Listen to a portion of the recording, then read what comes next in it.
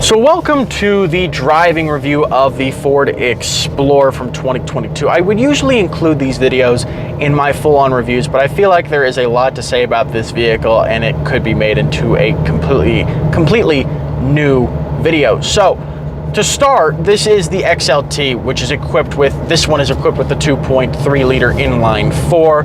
Like I said in the review, 300 horsepower and 310 pound-feet of torque, and it's made into a 10-speed automatic transmission. So what's so special about that? Well, the 2.3 liter inline four has been used in numerous Ford vehicles and is tried and tested in all of those Ford vehicles, including the Ranger, which tows 7,000 plus pounds. Then you have the Ford Focus RS, which was a crazy all-wheel drive little hot hatchback, and then the Mustang EcoBoost, which outsells every once in a while the Mustang GT. And in all those cars make more power, except for the Ranger, than this Ford Explorer does, with the Ford Focus RS being the highest at 350 horsepower and 350 pound-feet of torque. So that engine is tested. And as for the transmission, I don't think you could give me a car other than like the Escape, the Edge, and the EcoSport, and the Ranger that don't use the 10-speed automatic transmission. And the Ranger, I think, actually does, with every other car Ford makes using the 10-speed automatic transmission. So the transmission is very tried and tested, and it's what I have in my Mustang, and it's quick, it's snappy, it's good with fuel economy. So yeah, and why would you wouldn't want a manual on a car anyways, so the 10-speed is fine enough for this. So yeah, the powertrain is tried and tested. The fact that you can get all-wheel drive or rear-wheel drive configurations with this vehicle, this one is currently rear-wheel drive, so you wouldn't be taking this into crazy snowy conditions.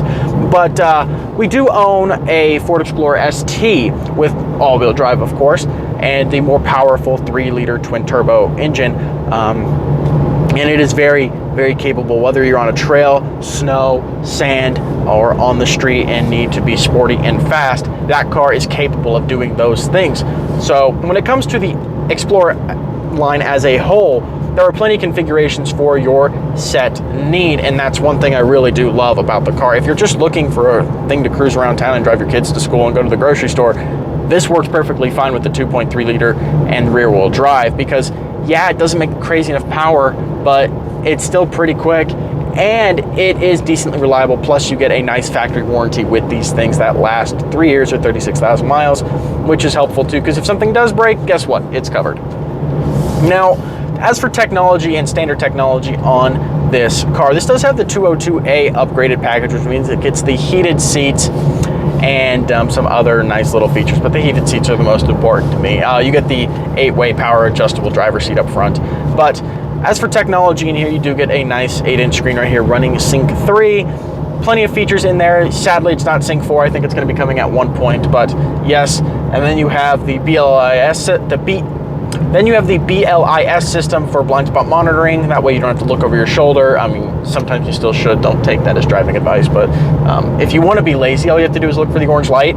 And then you have lane keep assist, which is nice as well, even though most of us turn that off anyways, because it's not fun when the car jerks you back into lane. And then, of course, you have the pretty decently sized screen in the gauge cluster, which is something I also like about this vehicle. Now, how it drives is also really important, and overall, it's a very, very simple driving experience. The steering is super light when you need it to be, and it does feel a little heavier when you're going at speed, which is good for safety and being able to take bends on highways and everything like that. And then the ride overall is super comfortable. The suspension does a really nice job of soaking up the waves on the road.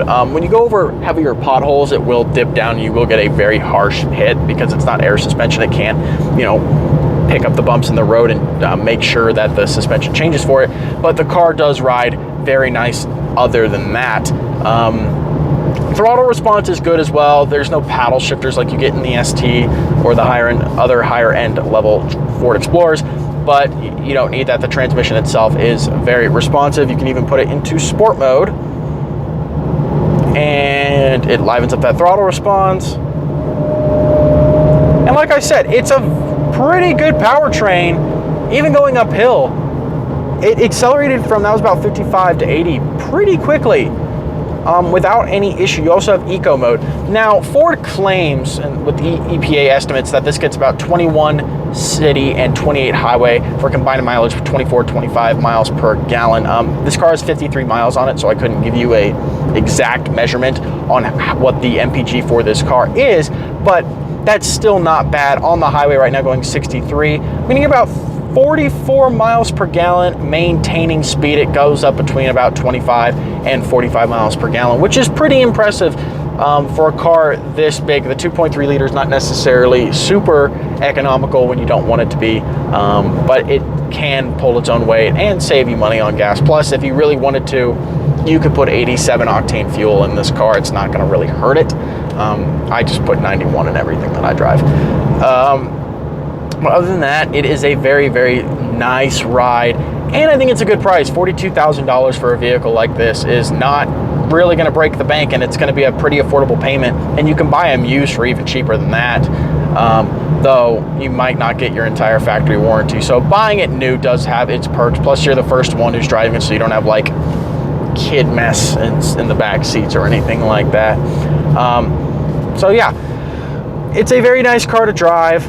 I love sitting on the interior of it. It provides you plenty of nice creature comforts and features that will make sure that you're always comfortable in this car. So yeah, if I were to give the Ford Explorer a grade, it would probably be an A for everything that you can get and everything that it does offer, even on the lower end trim levels. So if you guys like the video, make sure you hit that like button down below. And if you want to see more from us, make sure you subscribe to our channel and hit the post notification bell. And I'll see you all in the next video.